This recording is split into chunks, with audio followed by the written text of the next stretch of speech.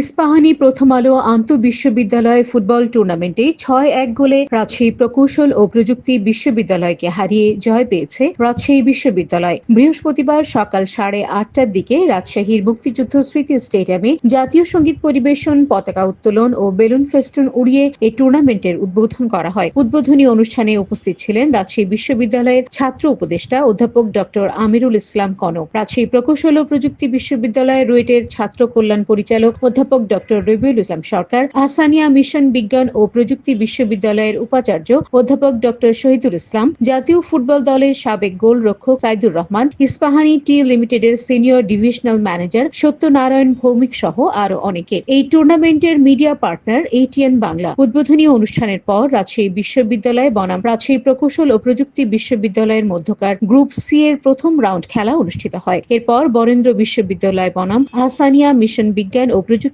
বিশ্ববিদ্যালয়ের মধ্যকার খেলা চলছে। বিকেলে গ্রুপ সি এর দ্বিতীয় রাউন্ডের খেলা অনুষ্ঠিত হবে।